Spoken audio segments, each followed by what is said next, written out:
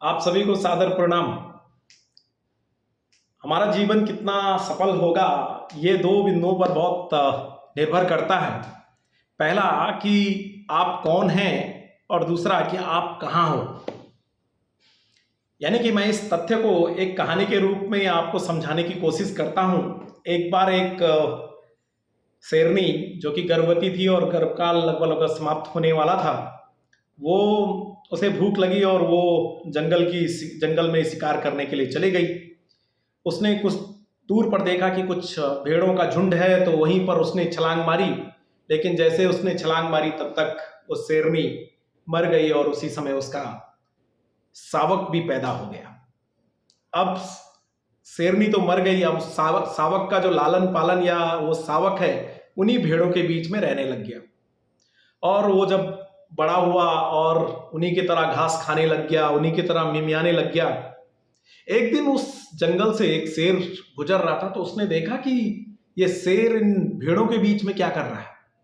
उस शेर ने उनका पीछा किया, लेकिन वो सब डर के भाग गए।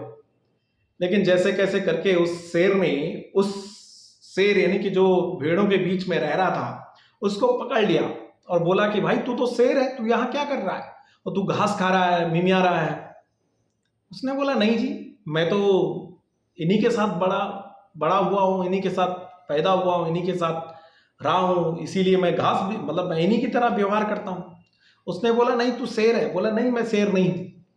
उसने उसे जबरदस्ती ले गया और एक तालाब के किनारे, और जब तालाब के किनारे उसका प्रतिबिंब दिखाया कि देख तू और मैं एक जैसा दिख रहे हैं, वैसे ही उसे लगा कि वाकई में ये शेर और मैं एक जैसा दिख रहा हूँ। और उसने दहाड़ मारी और वो उसने बोला कि मैं भी शेर हूँ।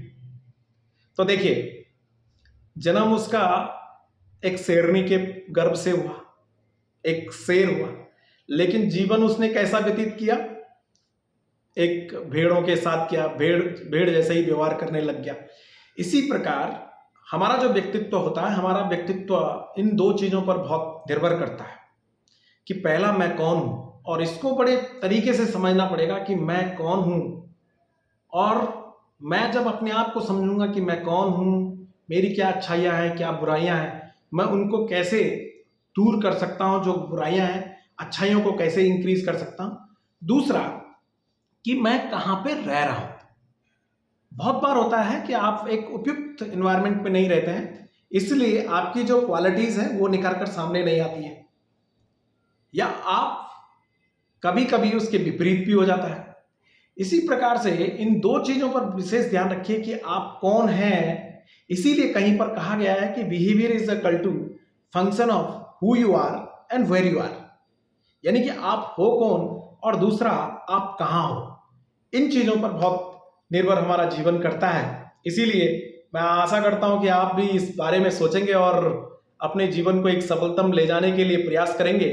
आप सभी को सादर प्रणाम। आप सभी के उज्जवल भविष्य और स्वस्थ जीवन की कामना।